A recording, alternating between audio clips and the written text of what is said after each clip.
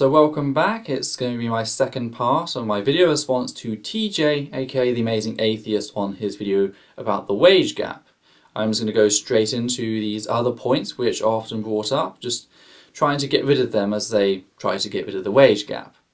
Now, beyond the occupational or career gap, which as displayed is still considered by feminism as well as social science at large to be part of the gender wage gap, in how it results in said gap, there are a number of other arguments designed to explain away the issue. Some of them are differences in lifestyle choices, work hours, differences in sick leave, selection of job security over wage, and of course, differences in arguing for higher wages. The fact is that every single one of these also comes back and turns out to not be an extraneous variable, but merely more ways in which societal wider gender inequality results in a larger wage gap. When discussing lifestyle choices, what people are actually talking about is how the mother is socially expected to halt her career to look after the child whilst the father continues working. What's more is that this is not just a baseless claim. In a Pew Research survey, about 3/4 of adults, 74%, say the increasing number of women working for pay has made it harder for parents to raise children, and half say that it has made marriages harder to succeed. This right here is an issue which causes the wage gap and is based in gender expectations, just like the field of occupation, thus is still part of the gender wage gap. Compare this to Sweden, which, while still not perfect, certainly has things better, as whilst you can legislate aspects to lead to equality, there must be an organic cultural shift as well. In Sweden, parents are given at least 480 days of paid parental leave, which either parent can take no less than 60 days of. However, they are free to divide it as equally as they desire from that. Now, I'm not saying that this is the end-all solution, but it should improve things to ensure that fathers must take a decent share of the paid parental leave, and this will then enact a cultural shift in that, stay-at-home fathers will become a bigger thing, equalising this lifestyle choice aspect and removing it from the equation. That's the simple way to deal with it.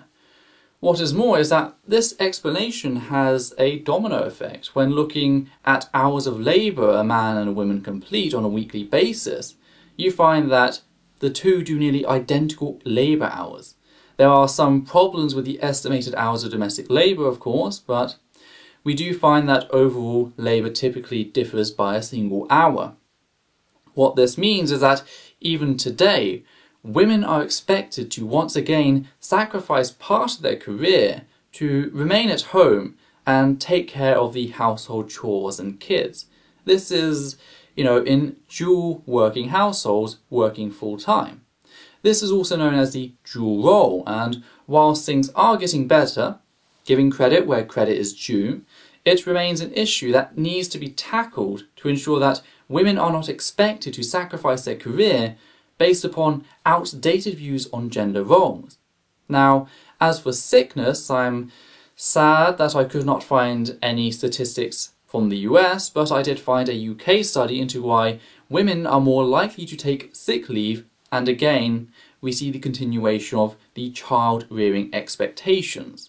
It turns out that due to women being designated as the primary carers in many places, from childcare to the elderly, they are more likely to take sick leave in order to tend to those in their care. This is interesting, as when talking to my father, now a full-time resident of Norway, it turns out the state affords the parents a separate annual allowance of 10 days sick leave specifically to care for their children.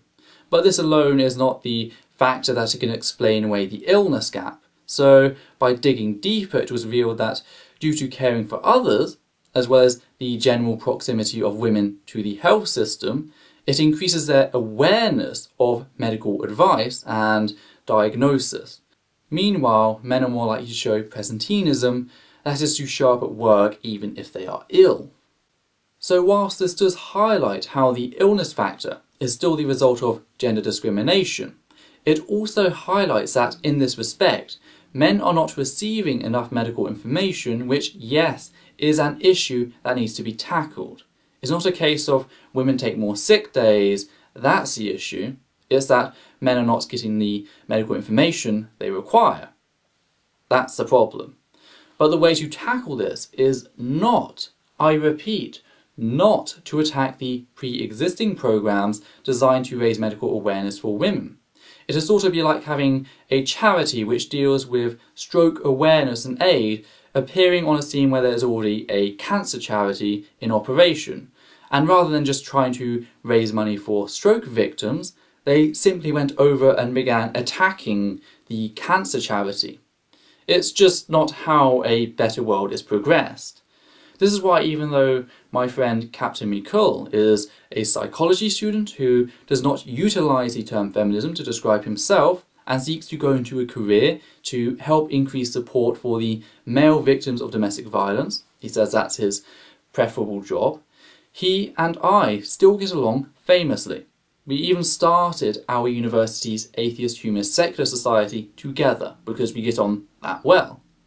He does not spend his days attacking female refuge workers. He sees a social issue and seeks to fix it. That is what intersectionality is about. That's why there are black or post-colonial feminists, Marxist feminists, trans feminists, etc.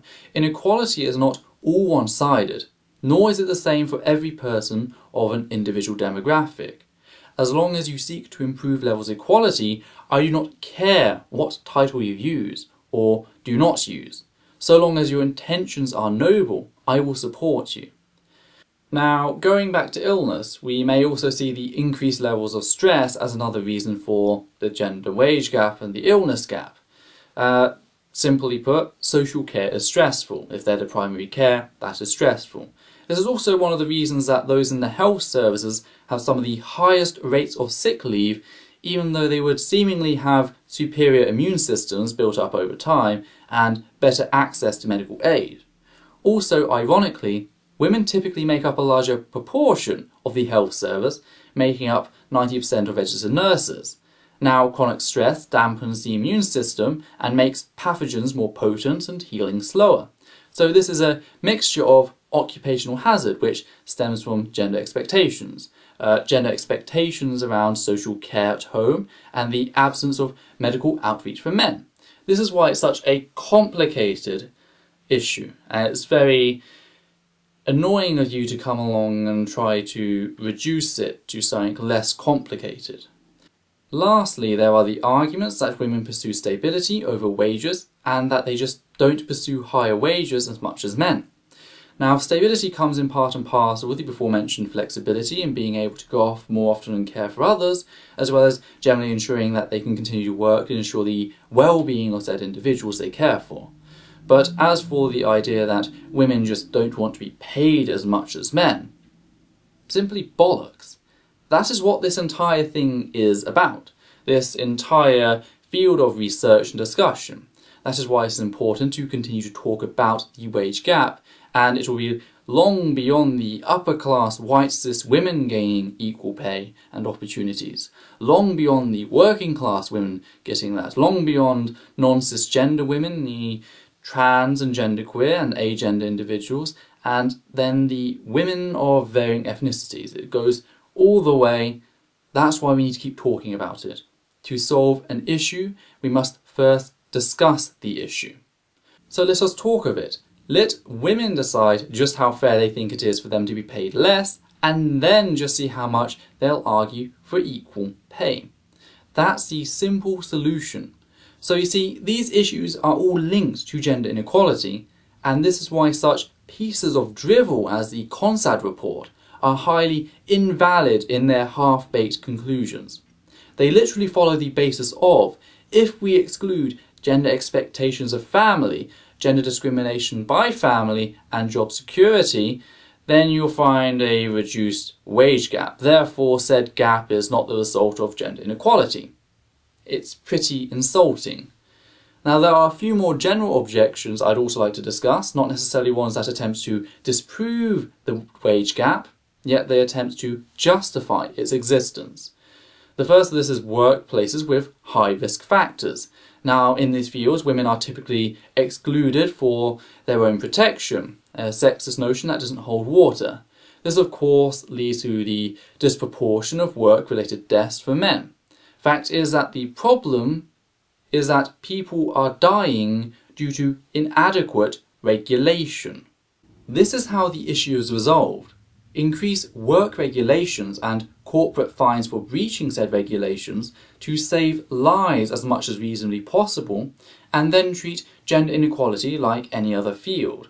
How this escapes people just never fails to amuse me.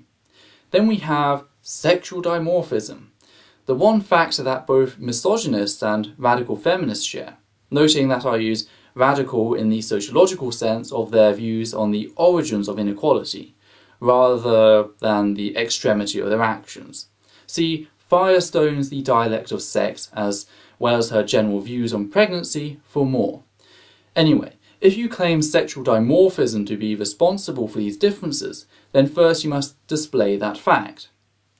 You must, via utilisation of valid methodology, provide a link between sexual dimorphism and unequal pay.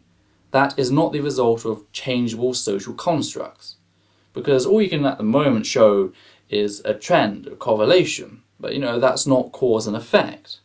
But even then you would have an issue around the fact that this wouldn't mean much. All it would mean would be that you are committing a naturalistic fallacy. We are a social species capable of making decisions to open up opportunities closed off to demographics by social and physical engineering. Case in point, TJ's glasses. Now, I don't know TJ's specific form of eyesight, but let's say, hypothetically, that he could not read without his glasses. If I were to say that, no, that is the natural way of things, he was born naturally with this poor eyesight, and therefore we must not seek solutions, would that be fair? No, I would be a complete arse for that. But anyway, drawing back on what I said earlier, whilst policies can take us part of the way in making such issues visible, there must also be a great deal of cultural shift. This would be like the difference between removing compulsory prayer and Bible teaching from school and trying to explain to the general population the inconsistencies of the Bible in a social setting such as YouTube. The first is something you can make a policy on, and it helps the latter, but the latter one is a cultural shift. What you couldn't just do is ban religious thought. You have to converse and dissolve it in a very soft and organic fashion. This is a method we seem to both live our lives by, so I hope you can see it. I certainly don't want to ban any words. Let's get that clear.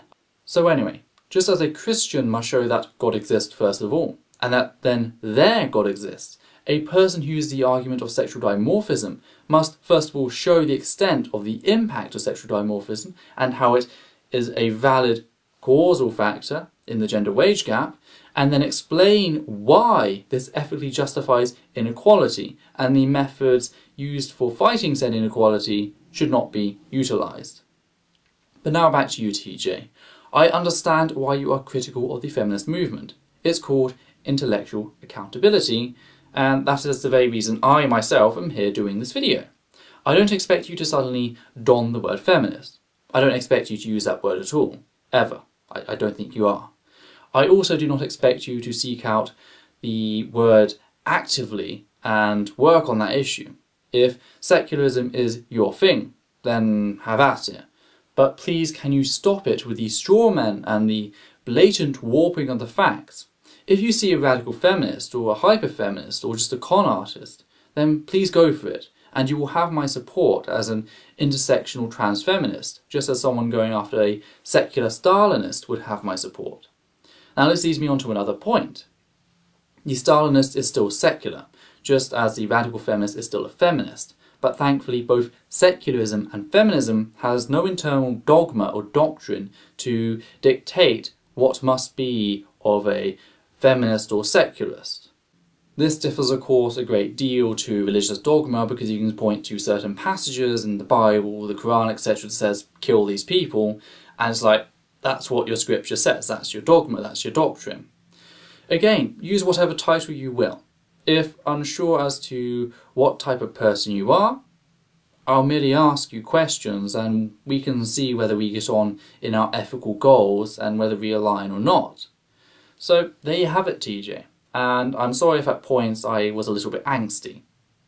By British standards, before someone makes that crack. In all honesty, I have absolutely no idea how you will react to this, or even if you'll give it the time. But I hope you learn from the fact that a feminist think tank stood in opposition to your claims as to what a feminist thought, or what feminism thought in general, and maybe possibly myself as well. Every movement has its bugs. I'd also like to say that whilst I'm not a big fan of your work, I did rather enjoy your thoughts on the Elliot Rodger aspect, as I did feel that was an isolated case that has been overplayed. I hope you can see that I'm not as dichotomized as you may have thought when you started this video. But anyway, I take each case individually and I hope you do too. Thank you.